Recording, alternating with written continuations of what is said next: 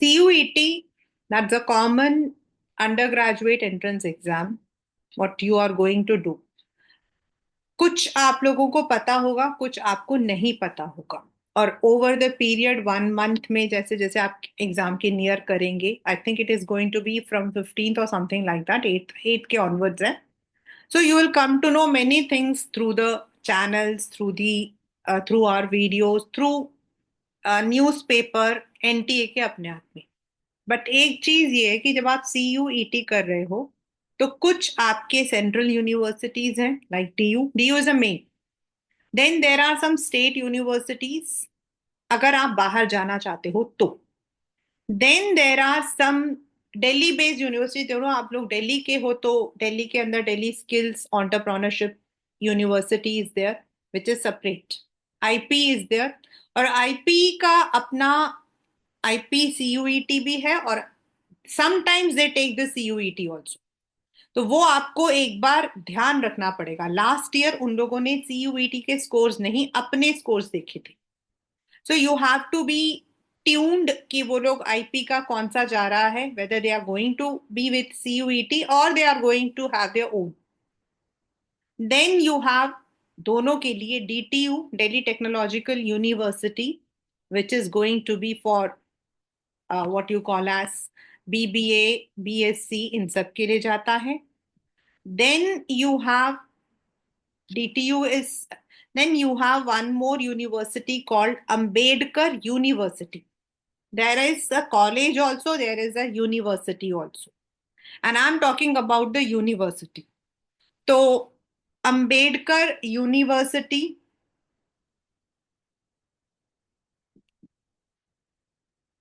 right? तो ये कुछ आपके यूनिवर्सिटीज हैं which are going to take CUET scores. And now comes की CUET में क्या करते हैं, हाउ डू दे स्टे। तो दिस, ये जो क्राइटेरिया है ना, this is not mentioned in the early. कुछ कॉलेजेस आपके CUET के स्कोर्स के अकॉर्डिंग ले लेते हैं, कुछ आपके परसेंटाइल लेते हैं, and they keep a criteria. हर कॉलेज का क्राइटेरिया आपको बाद में पता लगता है। So if you fit in to that criteria, you are going to be eligible for that college or university. But I personally, when you talk about any college, मैं हमेशा बच्चों को कहती हूँ, if you are into the formal courses, formal मतलब BCom, BCom, BBA, BSc, BA, and there is professional या technical courses like BTech. तो BTech के लिए yes, there is entrance through JEE also, there is entrance through CUET also. There are some colleges and universities जो CUET के score पर भी आपको BTech में एडमिशन देते हैं। There are. तो you have to keep in align with them कि अगर आप एलिजिबल हो तो you can apply for that. And but BSc, B आपका हो गया, BBA हो गया, BA हो गया आपका, ऐसे जितने भी आपके कोर्सेज हैं उनके लिए आपका CUET स्कोर आपका जाता है, राइट। तो that means, and then the criteria what. तो आपको क्या करना, if you are planning to say do BA, मैं जनरल आपको बता रही हूँ। तो BA में आपको कौन से सब्जेक्ट को you are going to keep up at the top, मतलब BA में क्या करना चाहते हो, BA political, BA English, BA Hindi, BA। तो you have to go with language, language आपका जो इंग्लिश है। देन सेकेंडली आपका domain subjects which you have already filled up, तो domain subjects, and then GT। Now this depends on many colleges, जैसे professional या फिर आपके टेक्निकल कोर्सेज हैं उनमें GT को लेते हैं, लाइक BMS में GT इज मस्ट। तो दिस इज द ओवरऑल छोटा सा आपका इंट्रोडक्शन।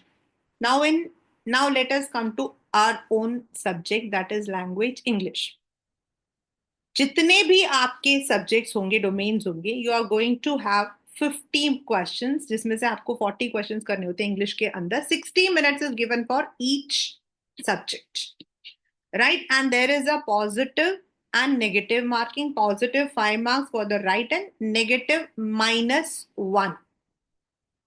यानी कि आप जितने भी, चाहे आप इंग्लिश कर रहे हो, मैथ्स कर रहे हो, या आप अकाउंट्स कर रहे हो, या आप फिजिक्स कर रहे हो, you have to keep this in your mind कि आपका नेगेटिव मार्किंग है, और नेगेटिव मार्किंग से ही बचना है आपको। नेगेटिव मार्किंग से ही बचना है, और यही ट्रिक होता है इस सीयूईटी में अच्छे मार्क्स लाने का। Knowledge you can get through any channel, you can get through any good institute, any good teacher. That is not, knowledge को वापस आपको देना है, that is an objective type, time bound, objective type, negative marking. ये तीन आपके main दिमाग में रखने वाली बात है। First is it is objective, तो ऑब्जेक्टिव हमेशा ट्रिकी होता है। Secondly there is negative marking and this is time bound also, आपका टाइम गया तो वो सबमिट हो जाएगा। So you have to keep all these time management skills and you have to do the attempt the paper. ये पहली बात आप अपने दिमाग में रखना when you are starting your preparations. Now preparations आप पूरे साल करो, एक महीने में करो, it depends, but there should be regular preparations. Like if you have taken the classes, आपके जैसे for my subject, for my language, I'll be taking 5 days classes, and sixth day Saturday we would keep, alternatively I'll be keeping a test, only online test, because this entire CUET is online. तो आपका online ही जाएगा, बिल्कुल जैसा आपका pattern जाता है CUET का same ही जाएगा, with negative marking. And you would come to know, जैसे जैसे आपकी पढ़ाई होती जा रही है, जैसे आपने 5 दिन में जितना पढ़ लिया है, if 1 or 2 concepts are clear, I will be keeping a test. जितने टेस्ट आप अपने लिए दे सकते हो in any subject which you are doing, GD है, मैथ्स है, फिजिक्स है, अकाउंट्स है, whatever subjects, please do understand, you need to give lots and lots of practice, lots and lots of text, because no question is going to be, हाँ ये question paper में आएगा, जैसे हम English में बोलते हैं अपने पढ़ाते हुए, वो तो मतलब यू नो, वी टेल ये question is very important, this question is, ये क्वेश्चन पेपर में ऐसे आया था, ऐसे आया था। तो in CUET you know teacher can challenge कैसा आया था, no exact question can be there, the pattern will be there.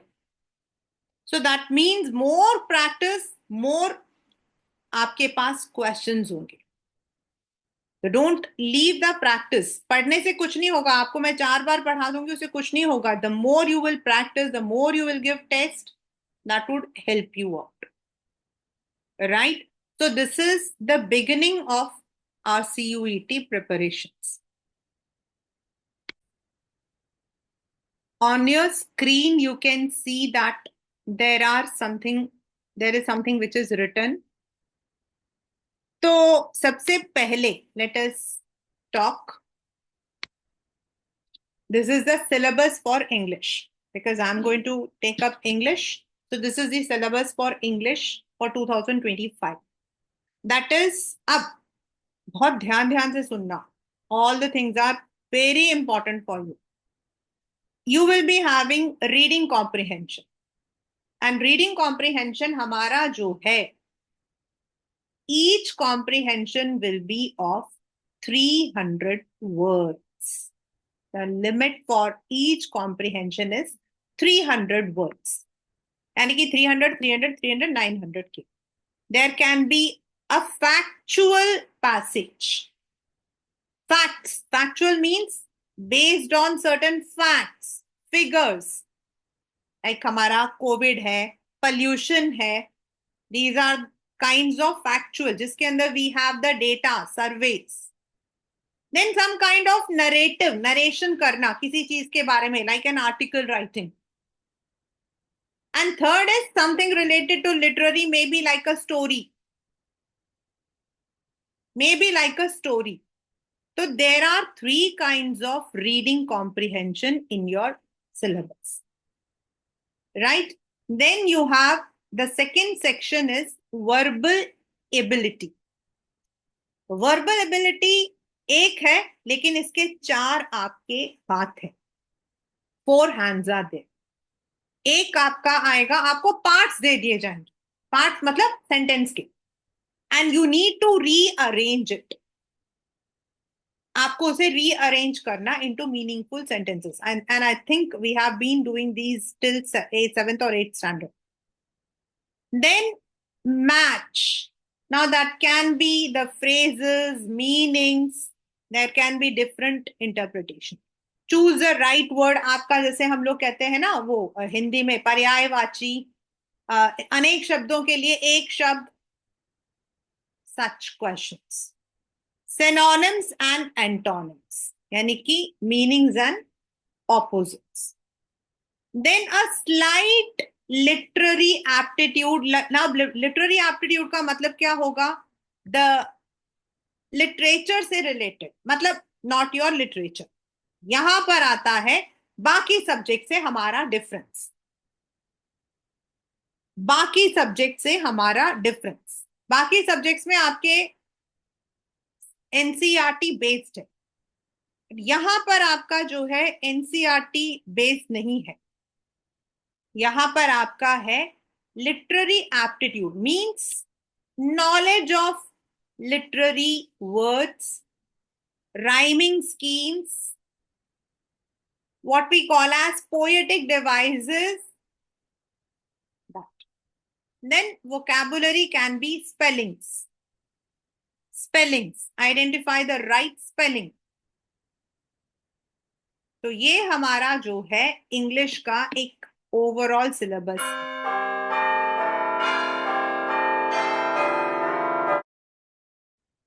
right? And the overall time you will be getting is 1 mark, and it is a computer based question online। आपका MCQs type MCQs ही रहेंगे, तो बहुत सोच समझ कर आप लोगों ने अटेम्प्ट करना है। Initially may be when the practice starts तो आपको थोड़ा सा डिफिकल्ट लगेगा, but once you start with your practice on a regular scale you will not have any problem, right? So this will be the pattern, this will be the syllabus for my subject, that is English language.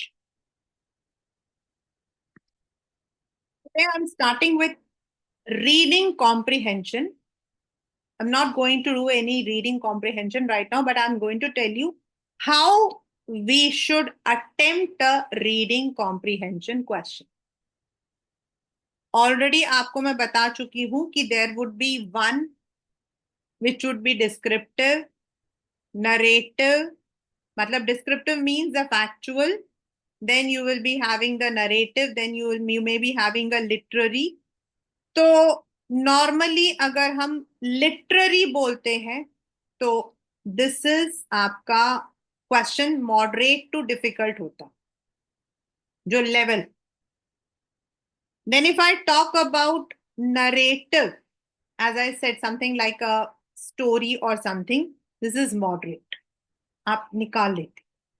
Where is जो आपका descriptive या factual होता है, this is easy.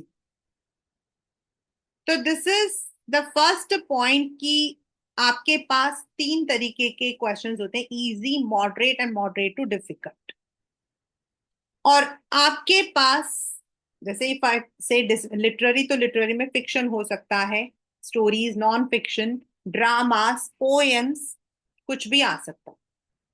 And descriptive is a factual, which I have already told, which is more having the direct questions, which is आपके पास जो है subject है, direct questions आपके होते हैं, मतलब बेस्ड ऑन द सब्जेक्ट। तो अब आपको करना है कि मुझे इन क्वेश्चंस को कैसे स्टार्ट करना चाहिए, which I have been telling you while you are in your 12th standard also. First of all हम एक दिमाग लगाते हैं, और वो है कि रीड द पैसेज। अब मैं जो वर्ड्स यूज करूंगी ना उन पर ध्यान देना। read the passage with intelligent reading। मैंने इसको अंडरलाइन किया है, intelligent reading. Now what is the meaning of intelligent reading here, यहां पर इंटेलिजेंट रीडिंग का मतलब क्या है? It is fast and concentration. धीरे धीरे नहीं पढ़ना है, फास्ट करना, लेकिन कॉन्सेंट्रेट करना है कि क्या लिखा हुआ है। And for this you should take around 4 to 10 minutes आपका होगा, राइट? यानी क्वेश्चन आप पढ़ रहे हो तो सिर्फ इसको ये मत देखो कि अच्छा ये इसके ऊपर है, थोड़ा सा दिमाग तेज भी लगाओ एंड कॉन्सेंट्रेट करो। सेकेंड होगा आपके पास, जैसे डिस्क्रिप्टिव पैराग्राफ हमारा आता है, तो there might be a question, look at the questions. आपका जो क्वेश्चन है, आपके पास क्वेश्चंस लिखे हुए, उनमें देखो, पे अटेंशन कि क्या क्वेश्चन है। मतलब अब क्वेश्चन क्या क्या हो सकता है? What, direct. व्हाट का मतलब क्या है? Direct. What is your name, सीधा क्वेश्चन है। व्हेन यानी कि data something, why and how यानी इसमें आपको रीजनिंग करनी है, राइट? यानी कि पहले आपने पढ़ा, फिर उसने आपने फिर क्वेश्चंस को पढ़ा, पहले आपने पढ़ा, फिर आपने क्वेश्चंस को पढ़ा, and you try to find out what when. ये व्हाट और व्हेन और ये ना, इनके आंसर्स आपको डायरेक्टली मिल जाते हैं, you don't have any difficulty. अब आता है आपका second time reading. Second time reading में आपका जो है लेवल शुड बी डिफरेंट, आपका लेवल थोड़ा सा डिफिकल्ट हो जाएगा। अब आपको इसमें ढूंढना है वो क्वेश्चंस, यानी कि आपको आइडेंटिफाई करना। कई बार क्या होता है, अ क्वेश्चन में बी नाउन, अ वर्ड में बी नाउन, अ वर्ड में be what we call as adjective. एक क्वेश्चन नाउन भी हो सकता है, एक क्वेश्चन एडजेक्टिव भी हो सकता है, एक क्वेश्चन नेगेटिव भी हो सकता है, और एक क्वेश्चन पॉजिटिव भी हो सकता है। एक वर्ड, ये जो डिफिकल्ट मैं बोल रही हूं ना, क्लास CUET, इसका मतलब कुछ आपके वर्ड्स ऐसे होंगे जो पॉजिटिव भी यूज कर सकते हैं, हम उसको नेगेटिव भी यूज कर सकते हैं, उसे हम नाउन की तरह भी यूज कर सकते हैं, हम उसको प्रनाउन की तरह भी यूज कर सकते हैं, उसको एडजेक्टिव की तरह भी यूज कर सकते हैं। तो ट्राई टू फाइंड आउट, जब आपके वो क्वेश्चंस आते हैं जिनमें वर्ड्स को आइडेंटिफाई करना होता है, तो पहले उन लाइंस पर ध्यान दीजिए कि वो आपको क्या बताना चाहता है। Example, Amit is a voracious person।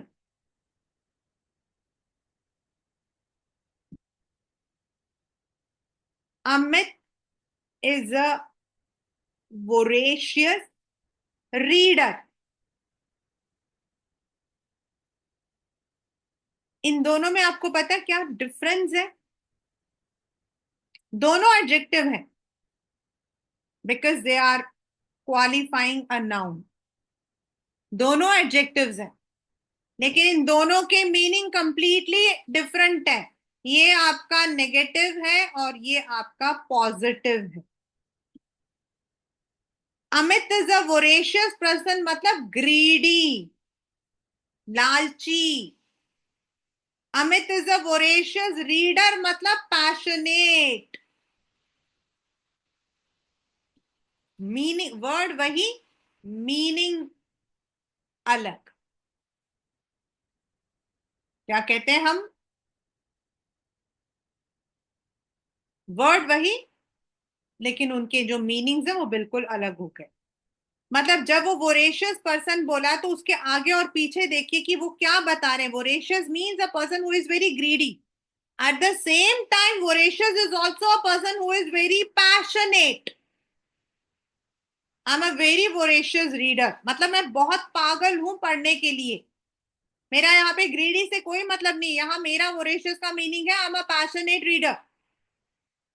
So you need to find out in which context that word is speaking up. क्योंकि जब आपके पास वो चॉइस वाले होते हैं कि identify the line which means the same, उनमें आपको इस चीज को ध्यान रखना पड़ता है कि whether you are using it in the same context और नॉट, और ये आपको सेकेंड टाइम की जो रीडिंग होगी उसमें देखना पड़ता,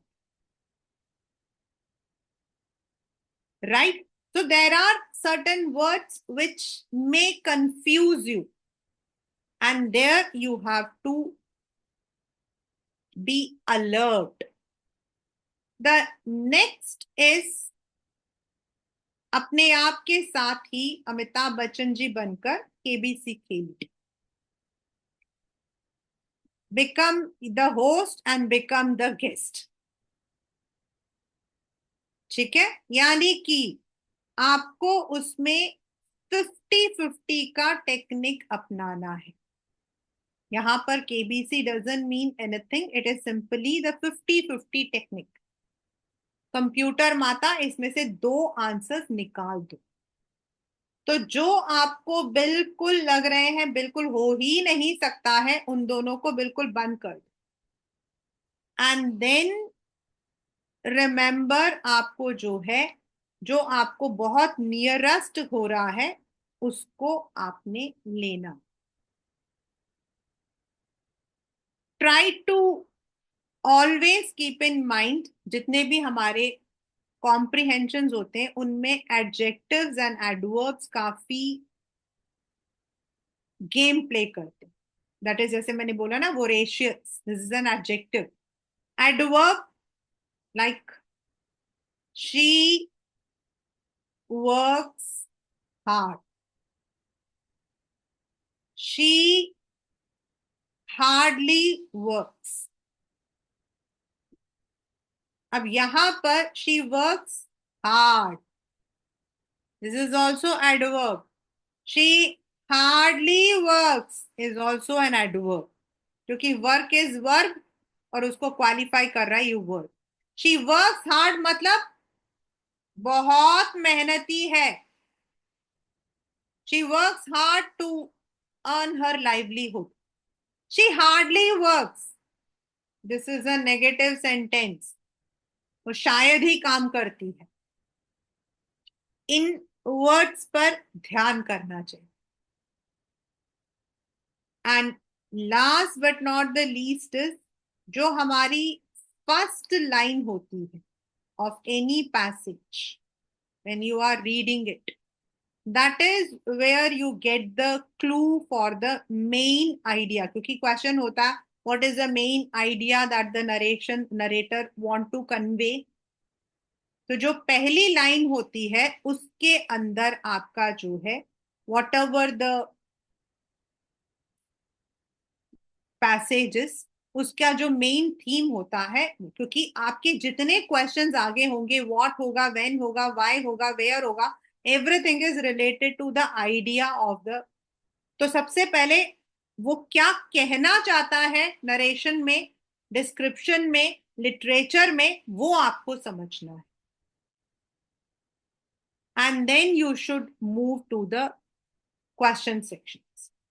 don't be in a hurry कि एक बार पढ़ा फटाफट फटाफट आंसर्स कर दिए, ऐसा कभी मत करना. End of course, as I've always been telling, practice, practice, and practice. It's not that practice makes a man perfect, but practice will give you more advantage of exactly finding the answers. So that is what we call as perfection. तो ये आप लोगों को अपने दिमाग में रखना है when you are doing the reading comprehension. Dual reading होनी चाहिए हर क्वेश्चन का. एक silent, intelligent, fast reading. First passage का लाइन पढ़िए, दिमाग में रखिए this is my. When you are practicing, उस वक्त में आप अपने रफ नोटबुक में भी राइट साइड में लिख सकते हो आपको जो आइडिया लग रहा है. Then move to the question section. फिर क्वेश्चंस के अंदर आप पहले वो क्वेश्चंस ढूंढ लो व्हाट व्हेन वाले जो है, क्योंकि उनके आंसर्स आपको डायरेक्टली मिल जाएंगे. The dates, the time, the place, the reasons, ये आपको मिल जाएंगे। सेकंड में आपको डिफिकल्ट में जाना है, जहां आपको you have to find the phrases, adjectives, मतलब कि adverbs, phrase, and then negative या पॉजिटिव सेंटेंसेस, क्योंकि उससे रिलेटेड आपके क्वेश्चंस होंगे which may be vocabulary based, phrase based, और even a assertion reason question. और देन यू हैव टू, उसके बाद भी आपको नहीं आ रहा, कुछ क्वेश्चंस में आप अटकते हो, वहां पर 50-50 का टेक्निक लगाइए। Try to eliminate those two questions which you find very difficult, or which you find completely irrelevant, और होते हैं ऐसे words, and then go. Then comes, sometimes there is a question A, B, C, all the above, A, B, both A, B, and all the above, none of the above. तो none of the above में हमेशा don't come to the conclusion, never come to the conclusion. Her option को उधर लीजिए, सबसे पहले लीजिए both A and B वाले। अगर आपको लग रहा है ये भी है ये भी है तो बोथ जाएगा, फिर तो बाकी ऑप्शंस लेने ही नहीं है। लेकिन अगर आपको लगता नहीं ए है बी नहीं है, तो then you should not go for the none of the above, you should go for the exact option. तो उसके लिए हमेशा ध्यान रखें, क्योंकि most of the time when such questions come, मैंने आंसर्स बच्चों से सुने हैं, दे टेल मी कि मैम हमें तो लगा था कि मैम वो तो उसका नाम क्या है वही वाला होगा, ऑल द अबाउ, क्योंकि मैम ऑल द अबाउ दिया। जरूरी नहीं है ऑल द अबाउ दिया तो सारे होंगे। ऐसे क्वेश्चंस होते हैं जिसमें ऑल द अबाउ दिया होता है लेकिन उसमें सिर्फ एक ही राइट होता है। तो पहले नन ऑफ द अबाउ वाला अगर आया तो ए बी सी को पहले एनालाइज करो, एंड ऑल द अबाउ है तो एक एक को देखो कि क्या बता रहा है वो। There will be a slight, बहुत ही माइन्यूट सा वर्ड होगा जो ए और बी को अलग कर दे। तो ध्यान करके आपने करना, don't come to any conclusion in a minute. But सबसे ऊपर, इन सब के ऊपर एक चीज है, और वो है you need to you need to manage your time. आपका टाइम पूरा उतने के अंदर होना चाहिए, but if you are not doing it, ma'am रह गया था तो वो रहना नहीं चाहिए। तो अपने टाइम को आपने फ्रॉम फर्स्ट डे, मतलब आपकी जब भी फर्स्ट प्रैक्टिस होगी वहां से आप स्टार्ट करोगे, over the period of 5 weeks you will improve. हर बच्चा ऐसे ही करता है in all the subjects I am telling. Improve your speed with time. If you are doing it on an online offline platform, अगर आप offline platform में करो, किसी बुक से कर रहे हो, तो ऊपर देखिए टाइम क्या दिया होगा, 40 मिनट्स है तो 40 मिनट्स अपने सामने घड़ी माता को रखिए, एंड 40 मिनट्स में बंद कर दीजिए, बंद कर दीजिए, and then calculate how much time you have taken for each question. मतलब हमारा जो नॉर्मली होता है 1 मिनट एक क्वेश्चन, 1 मिनट एक क्वेश्चन, मतलब this is a general, general यही होता है। तो कितने टाइम में आप सॉल्व कर रहे हो, क्योंकि जैसे जीटी वगैरह में तो आपके कुछ कैलकुलेशंस भी होते हैं, देन वो जो आपके क्वेश्चंस होते हैं जीटी के अंदर, what you call as the sequence वाले जो क्वेश्चंस होते हैं, उनमें आपको टाइम लगता है। तो दैट यू हैव टू सी। तो हमारा एक जनरलाइज होता है 1 मिनट 1 क्वेश्चन। तो अगर आपके पेपर के अंदर, if you are solving in offline mode, आप मतलब पेपर एंड उसे कर रहे हो, 40 मिनट्स देखा, 40 मिनट्स में खत्म करो, और 40 मिनट्स में देखो आपने कितने क्वेश्चन किए, then you would improve your time. अगर आप सोचोगे नहीं 40 मिनट्स का था लेकिन मैंने तो 50 मिनट्स दिया, तो you will never increase your time. अगर आप ऐसा लेकर चलोगे ना, मैम 40 मिनट्स का था लेकिन मैंने 50 मिनट्स में पूरा किया, तो वो आप कभी नहीं कर पाओगे। 40 मिनट्स में स्टॉप कर दोगे, स्टॉप करके देखोगे आपने कितने क्वेश्चंस किए हैं, फिर आप डिवाइड करके देखो आपने कितना टाइम लिया, तो next time you will increase that time period. आपको ये टेक्निक यूज करना होगा for time management. Negative and positive के लिए मैं आपको बता चुकी हूं, उसके लिए अगर आपको लगता है कि ये क्वेश्चन मेरे दिमाग में नहीं आ रहा है, लीव इट, 0 से कोई फर्क नहीं पड़ेगा, कम नहीं होंगे, नेगेटिव से माइनस हो जाएंगे। ठीक है ना? In the starting what I said, आपको टाइम मैनेजमेंट रखना है, आपको रेगुलर प्रैक्टिस रखनी है, और आपको नेगेटिव मार्किंग पर ध्यान देना है। तो इन चीजों के लिए you have to follow these techniques, and once you follow, you would never, you know, आपके मार्क्स बहुत अच्छे से आ जाएंगे। यू कैन इजीली क्रॉस, अगर 250 का क्वेश्चन पेपर मार्क्स है तो आप 250 भी इजीली एक्सपेक्ट कर सकते हो। There is nothing a rocket science, only a gradual practice, a regular practice, and return practice with time management. ठीक है?